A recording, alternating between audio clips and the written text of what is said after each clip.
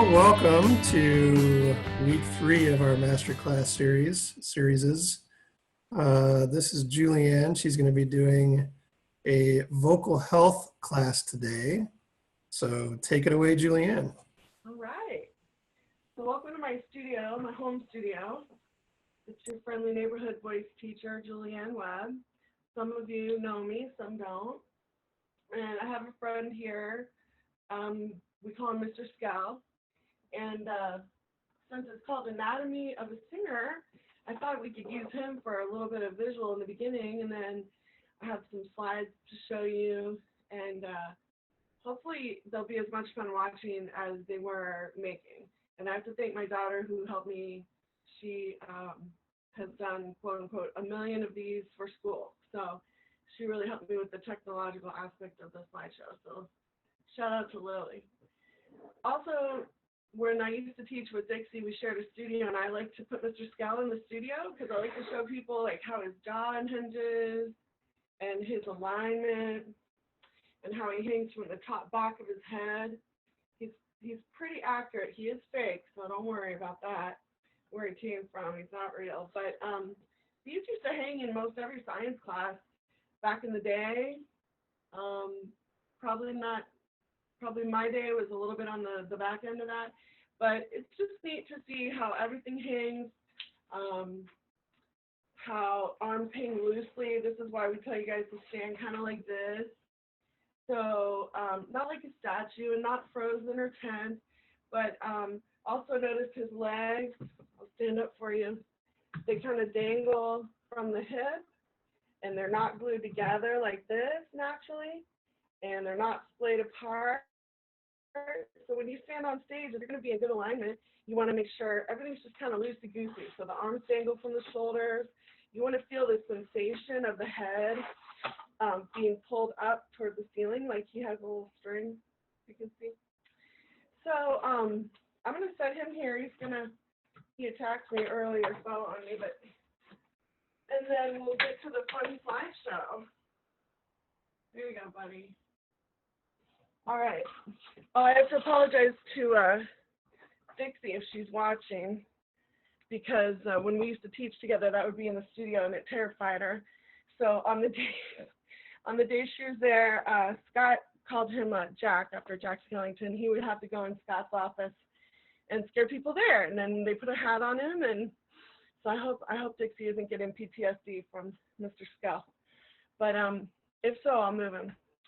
So I'm going to go to screen share.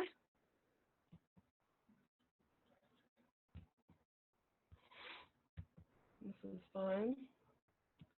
Share. So I sort of changed the title. It is Tips and Tricks, which is fun. But can everybody see a pink slide? Yep. All right, cool. So today we tried to make it interesting here with some fun colors, and the first section is anatomy. So this should look familiar. That's like Mr. Skell from the side view. And the hinges of our body are numbered. If you've ever had a lesson with me, you've heard me talk about alignment and the importance of it. You've heard me talk about breathing. We'll get to it later. The lungs are within the rib cage, and cage is kind of not the best, it's kind of a 4-letter word. It's not really the best way to describe it because the ribs, a cage is kind of static and is stiff, like bars of a cage in jail or a dog cage, but these actually expand, so the tissue in between the rib cage, those will expand when you breathe. And as you notice from Mr. Scow, there are no lungs in your shoulders. Can they see my arrow? Can you guys see my arrow? Yeah. Yeah. So you've heard me say before, if you've had a lesson with me, there are no lungs in your shoulders, which seems obvious, but so often you see people breathe and the shoulders rise up. And this makes no sense because essentially you want to think about this as like a bucket, and you take air in through your mouth or your nose, and then you pour that air down into the bucket. And if you pour actual water and air move in much the same way, they fill the space that they're given. So if you expand and make some nice space here in your mouth and your throat, in your nose, if you're breathing through your nose, and then pour that air down in the bottom, you want to fill it up right about to the breastbone and not any higher. If you fill your bucket all the way up to here, your shoulders go up, you're too full of air, and then you're probably going to sound airy because you got to get rid of that air somehow. Sometimes when you're going for a big high note or a big long note, you got to really tank up, and you'll see plenty of people who are making lots of money doing it wrong. But essentially, this is like the healthiest way, because if you've ever, has anyone ever had like laughed really hard with their friends and got a stomach ache, or like done crunches in gym class and then you get up and you're like, ugh, those are those muscles, and we use those to squeeze, just like when you're in a swimming pool and you squeeze the water and it shoots out. So this is like our pressure system here, and we'll get to that later. I did do this link for you guys. It's a pretty famous song. It's called Bones. Back in the day, we probably sing this in class. I don't know, it was a long time ago, I forget. And it's loading. And this and that. That looks delicious. All right, they're doing some nice Shakira moves here. We're not going to watch this whole thing, but it's going to be on there if you guys want to watch it later a little bit.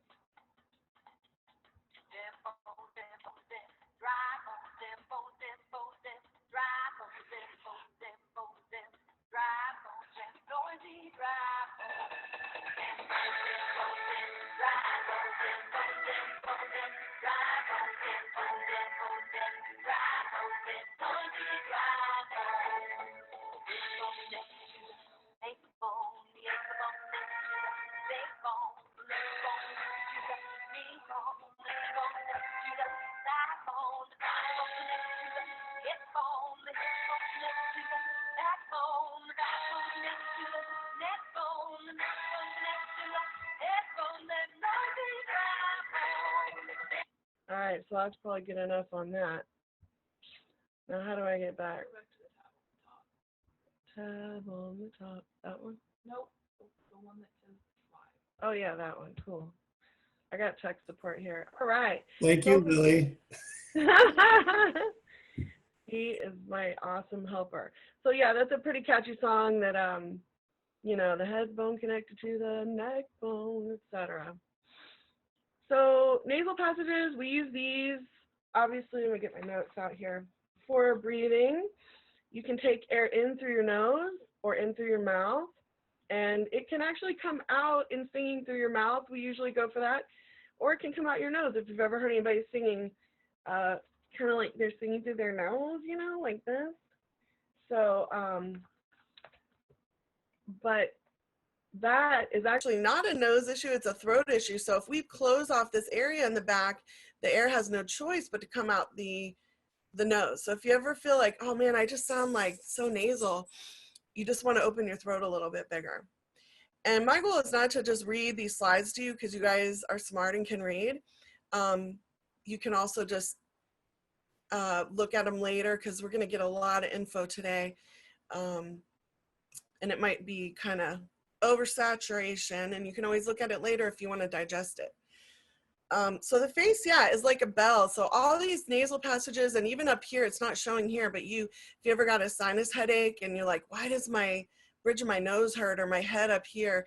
You still have nasal passages up here that aren't shown in this diagram. And but the cool thing about them is that and anyone who's ever obviously been sick and tried to sing, it's tough because, you know, our voice mechanism sits back here, and any kind of cold is going to affect that.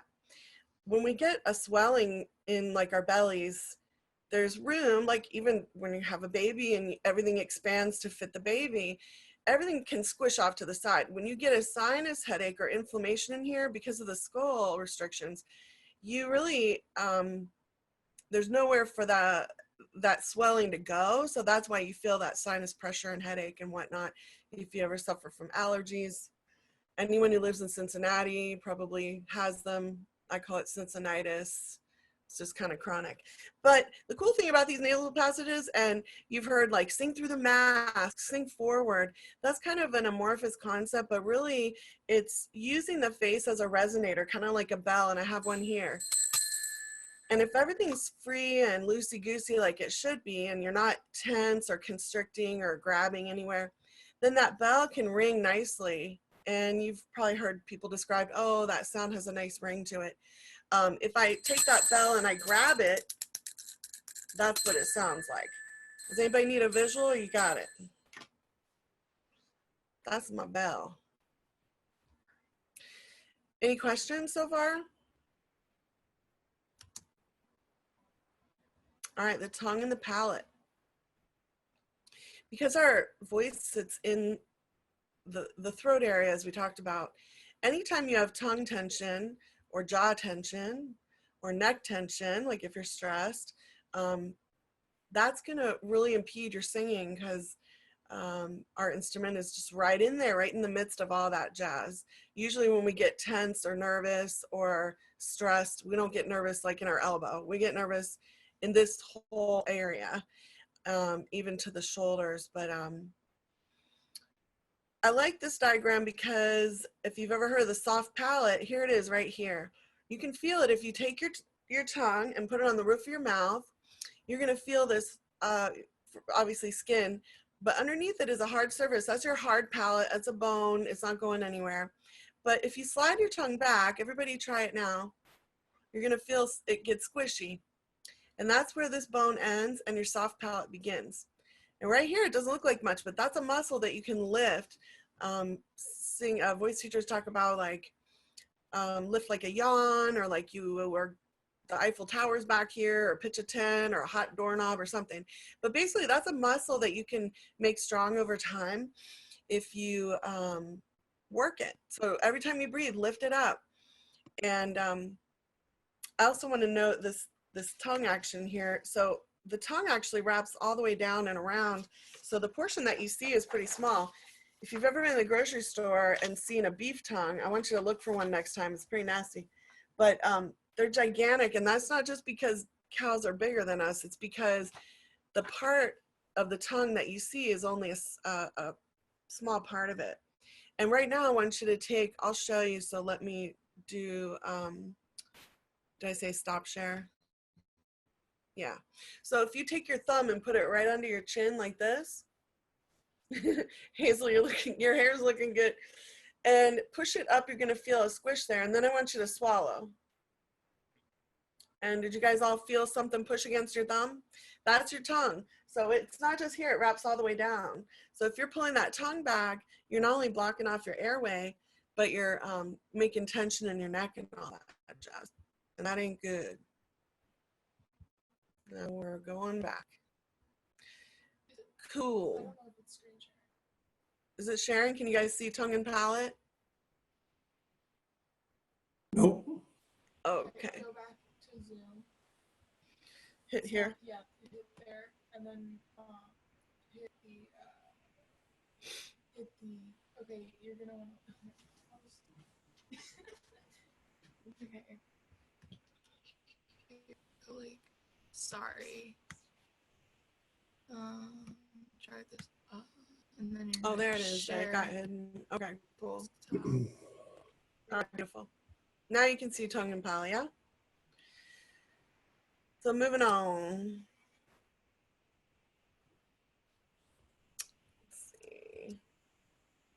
I hit the space bar, but it's not advancing. Maybe I'll just do the arrow. You can use the thing on the bottom next to the. You see where it says slide one? Or slide not. Slide Oh, one. advance like Yeah. here. All right, There cool. you go. All right, lips.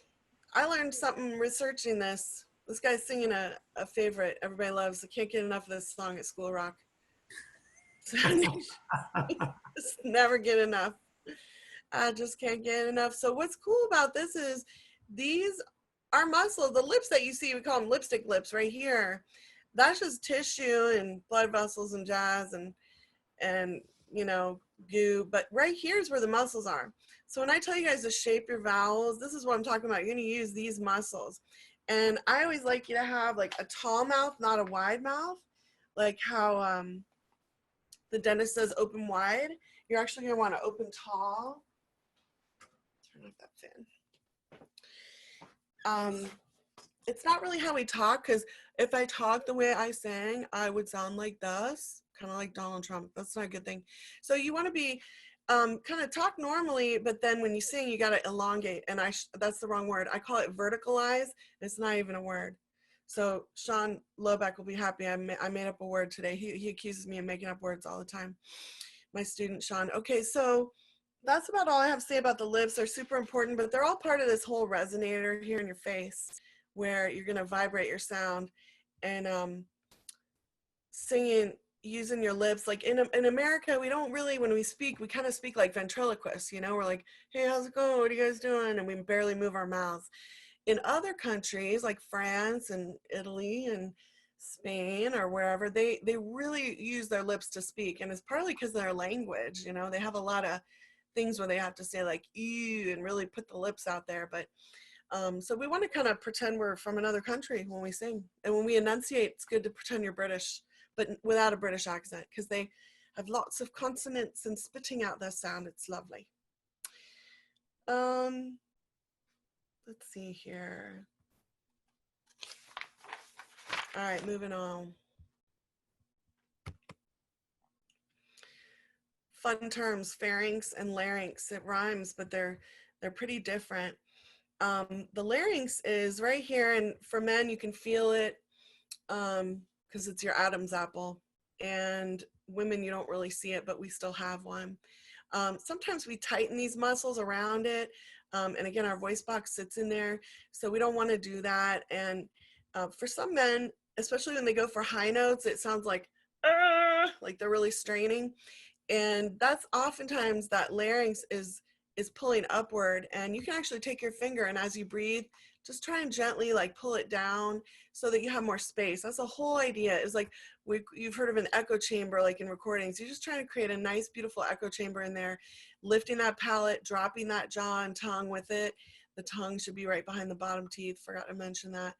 And then likewise, bringing that larynx down. And then, as you all know, breathing happens way down here, and we're gonna get to that too in a minute. Let's see if I have any other thoughts on that. I think that's about it. Does anybody have any questions so far? Yeah, the pharynx is used for digestion, not air. Well, I mean, air passes through the trachea and everything, but basically it's we don't have to sort of make air come and go. It's an involuntary thing. But we can certainly create more space to allow it in, and that's a good thing. The lungs are the exhaust system of our bodies.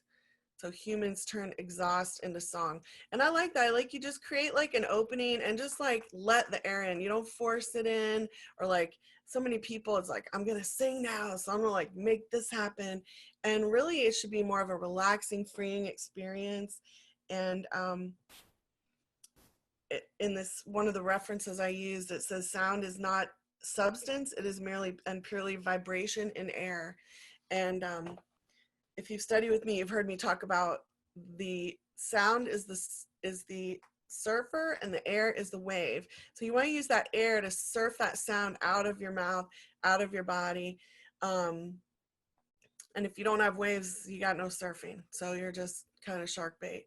So you just want to, if ever your sound kind of feels like, oh, it just won't come out, because you can open all day, but if you don't send that sound or that air out, it's not gonna work. If you do get an airy sound, you can fix it, but that happens down in the belly.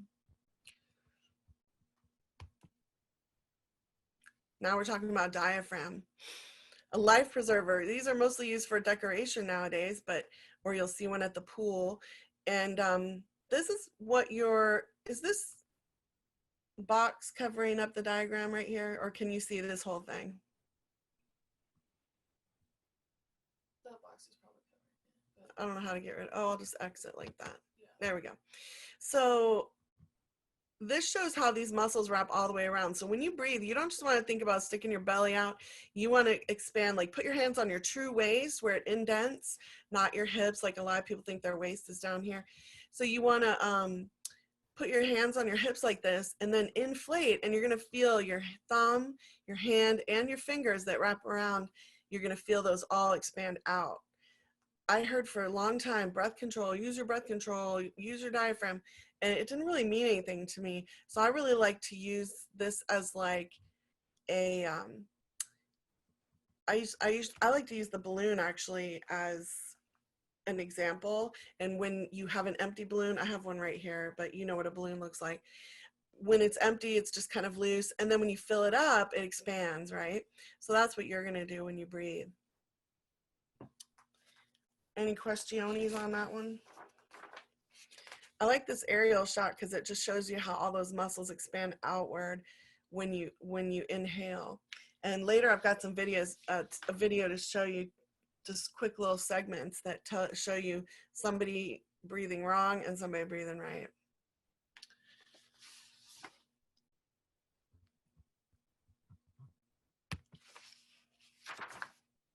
All right. So right here it is. So singers are used to multitasking within the body. It's going to feel like, oh my gosh, I have so much to remember. But in a minute, I'm going to show you, where'd the stick figure go? The guy, maybe he's coming later. Yeah, so basically healthy technique is really only 4 things, and I'll show you that in a minute. But right now I want you to see, and nothing against this girl because, you know, she sounds nice. And I think this was a house song. But when I watched the video, I couldn't help but notice how stinking wrong she was breathing. And there's an ad.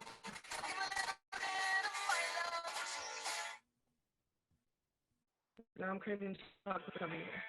So obviously are we sharing? Can you see the overview?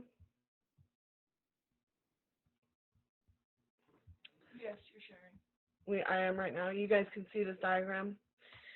So Dead Sarah, she's obviously sounds good, but she's belting really hard. When she goes up to her head voice, she is quite airy, and I think that if she used her belly breath more, she would sound stronger on those higher notes.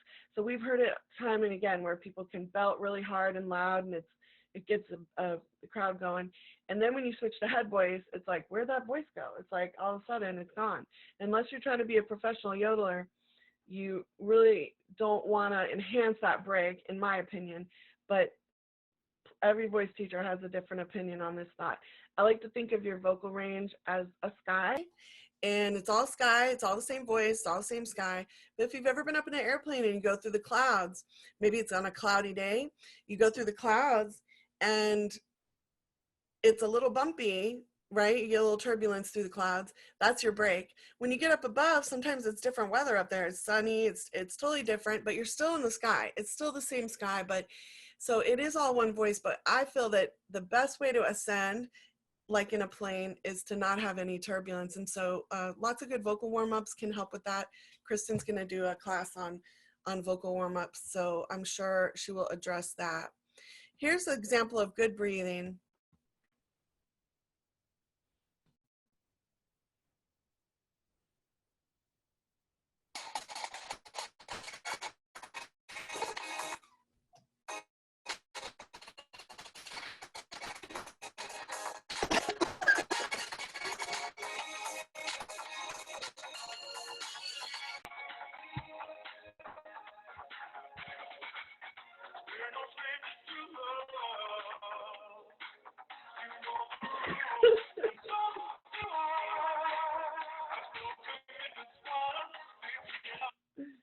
And you just got rickrolled.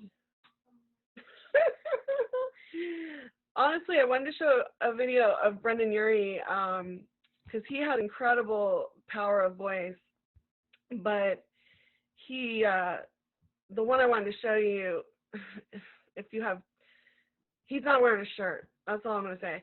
But it was cool because you could really see his diaphragm working. His shoulders never went up. It was beautiful. It's on the video, Girls, Girls, Boys. But if you do have parental controls. It will not let you play it, and I don't know why, because it doesn't show anything bad. But anyway, it's basically him from like here up. But I noticed that Rick Astley, he does not breathe. His shoulders never went up one time. But he could have been lip syncing. But anyway, I kind of, for appropriateness, I had to not show the Brendan one. Are you guys still with me? What do you see on your screen?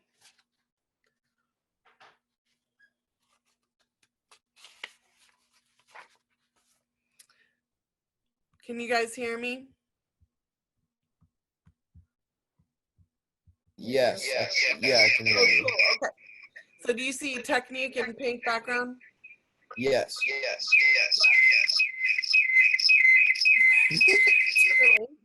All right. So as with any kind of health, this is a vocal health class. So in any kind of health, you have about 90%. I made this statistic up, but in my mind, it's about 90% prevention and 10% treatment. So part of the prevention thing is knowing your body. That's why we went through all that jazz about your alignment and your bones and your muscles and all that. Some ways to, for prevention: hydrate, have good alignment, have good technique. Health includes vocal, physical, mental, but as with all those types of health, you want to mostly prevent, as doctors say, first do no harm. So try to not hurt yourself, but if you do, at the end, we're going to get to treatment. But right now, I'm going to talk about technique real quick. And it's real hard to do this, quickly and easily. But honestly, my technique, and this is not to insult anyone's intelligence, is I draw the stick figure for people. And it shows, I actually learned this from a golf pro when I took a one and only golf lesson in my entire life. And I didn't learn a whole lot except for he gave me a really brilliant idea. Well, I learned that I didn't really like golf, was boring. But anyway, I learned that his technique was basically he had me do my swing in a slow motion. And one technique, number 2, number 3, and number 4. And I had to do my swing in slow motion. Number 4 is whacking the ball as hard as you can. It obviously wasn't putting, it was driving. So anyway, I stole that idea, and I realized that what I teach, and I repeat myself, teachers repeat ourselves a lot. We just try to find new ways of saying the same darn thing. But basically, you want to have an open mouth, an open throat, breathe low, and resist as you sing. And 2 are above the belt, 2 are below. And I make this simple because when we get into music is not simple. It's full of crazy notes and words and rhythms, dynamics, movement that you choose to do, acting, translation if you're in another language. So there's so much to think about, time signature changes. So you don't want your technique to be complicated also, even though it feels like you're having to think about a million things at once. But the ironic thing that I really want you guys to notice is numbers 1, 2, and 3 all happen on the intake of air. And the last thing that happens is you resist your belly muscles as you sing. And that's really the only engaging of muscles, except for you're going to be lifting your palate, remember. But everything else is loosey-goosey. Your jaw is loose. Your tongue is relaxed. You have to relax your belly muscle fibers to get a breath. You can't tense up and then try and inhale. So you inhale and then you squeeze. And as you inhale, you got to open your mouth and your throat to sing anyway. So you might as well do it on the intake of air. And if you ever hear yourself breathe like, then you know your throat's tight. Because usually we're not singing in front of the mirror, so you don't see what I see. So any questions about this so far? This does take practice because it's easy to do during warm-ups, but then when you get into your song, all this stuff is easy to forget. But you just want to try and remember it as much as possible. As with anything, it'll eventually become a habit. And then, as with the golf pro, you just think quickly, 1, 2, 3, 4, go. 1, 2, 3, 4, go. Every time you breathe. And I always say every time you breathe is a chance to recover. So if you didn't like what came before, try to problem solve, try to fix it, move on, and give it a go again. No questions? All right. Good technique equals healthy singing. I already talked about free singing. Doesn't mean it's not work and you don't have to think. You really can't be, you know, can't be dumb and be a singer. Like all singers, in my opinion, are intelligent because you've got to remember so many things. And if you've ever heard someone say, oh, you made it look so easy up there. It wasn't easy because you were up there and you know it, you did it, and it was hard. But it really should be like a freeing experience. It should feel fun and just loose. And usually when something's going funky, you either go back to one of those 4 things on the stick figure, one of those or more went awry, or just check. We all have little funky habits we do, like are your hands balled up into fists, or are you standing on one leg? I call it like the flamingo singing or stork singing. You need to be rooted to the ground with your feet, just like Mr. Scow. So you don't topple over. And if you're rocking out on stage, if your knees are locked and your feet are together and someone bumps into you, you're going down. So for real, GDFR. Does anybody have any questions so far? This is like mind body, kind of like yoga. This dog is too cute. An ounce of prevention. So here we're talking about, again, avoidance of hurting oneself. This list came from this page, which I've put as a link, so you guys don't, I'm not going to just read all this to you. These are kind of the obvious ones, the bullet points. And then I've put some other links that are resources I've used over the years. And these, one came actually from our method book, the voice book 2. So I hope it's okay. I put that in here as a link, and you can read those later. Dwight disagrees that an ounce of prevention is worth a pound of cure, but anyway, he's very literal guy. Yeah, last one, take voice lessons. Yay. That's not selfishly motivated. It works. So once upon a time, I did a voice health class where I talked about all the opposites that we have to do at once. So up here was like a big rainbow or a spectrum, like the spectrum of light of a rainbow of color. Anyway, so you have this contrast of effort to effortlessness. You need your larynx to be down, but your palate up. You want airflow, but you want to balance it with air pressure in the belly.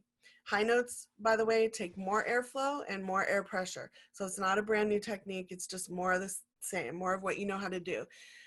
Because the vocal folds up on high notes, they tend to constrict more, and that doesn't allow as much air through. It's because the sound, it's for a couple reasons, but one is sound waves are very skinny and close together on high pitches. Low pitches, they vibrate farther apart and bigger. So you have an open throat, but you want to go towards a narrow direction. And right now I'm going to show you what I use as an example. It's a funnel. So most people, if they don't know what they're doing, they pinch their throats like this and then try and blast the sound out. Instead, you guys want to think big throat toward a narrow direction, like a laser beam. And I always like to say, breathe like you're going to sing ah, and then you changed your mind at the last minute. And so, ooh, me, doesn't matter what vowel it is or consonant, you want to have a nice big throat. Sound muy bueno? No questions so far? All right, last one's about treatment. So let's say you have hurt yourself, or you oversang, or hopefully you haven't hurt yourself irrevocably. But there are people out there to help you. So I've put a couple of recipes here for like a singer's tea. This one I have tried, and it is delicious. It's quite spicy though.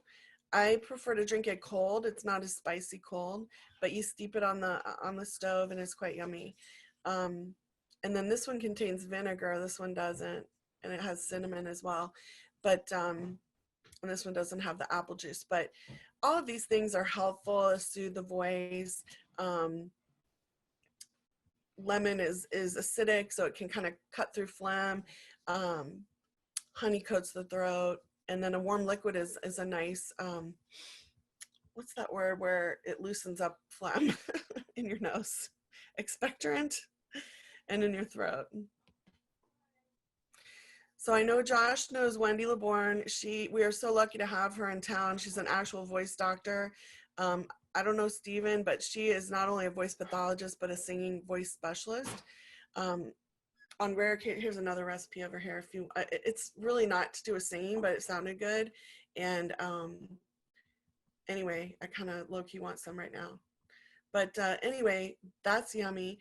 These are some other things you can do. Herbal tea with honey and lemon, gargle with warm salt water, steam or humidifier, stay hydrated. Whoops, I went too far.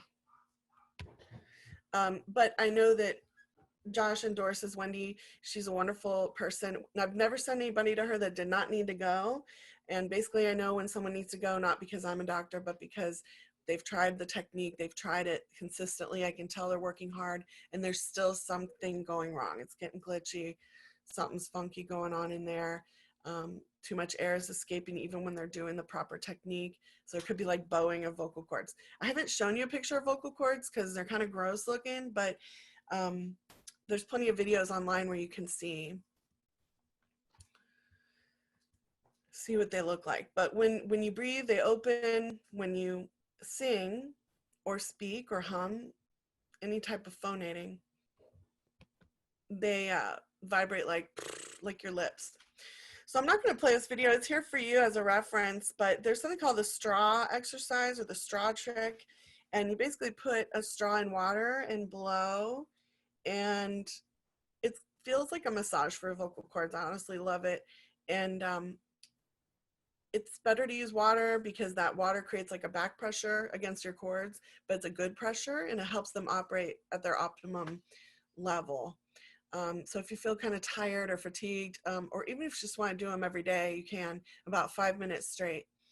And this dude that kind of came up with it, not her, she's interviewing him, he suggests a little straw, like a coffee stirrer. So it's more pressure, it's harder to blow. But 5 minutes of that, you're going to feel good to go. I also have a CD of warm-ups if anybody wants it. It's about 20 minutes, and that can be really helpful too.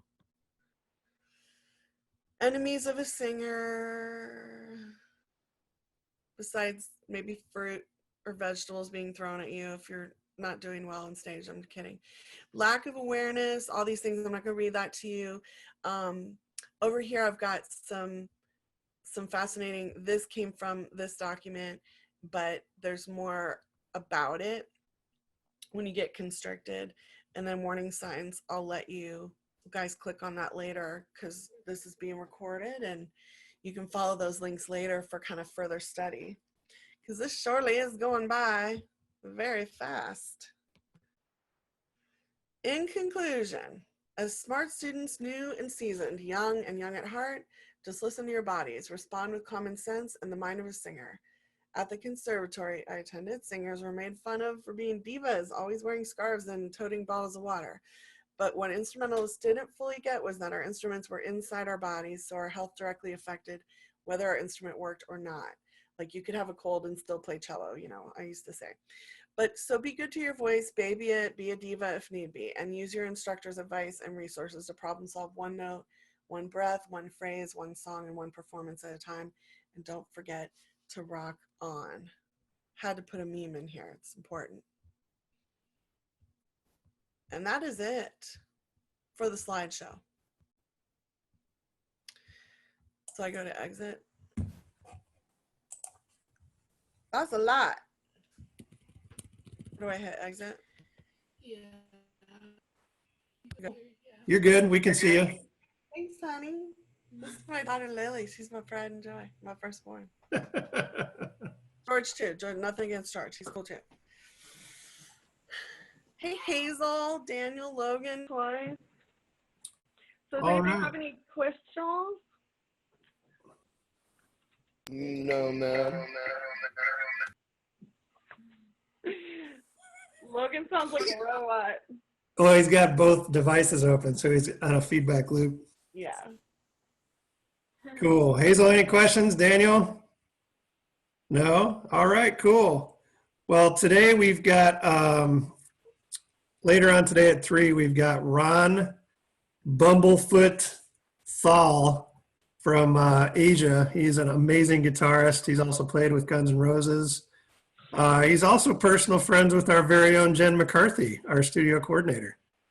So check him out at 3 o'clock. And then tomorrow there is another music theory class with Matt. And on Saturday, we'll be interviewing Shred. So thanks to Julianne for doing a master class today. Appreciate it. And you guys have a good rest of your week. Sounds like a plan. Bye-bye.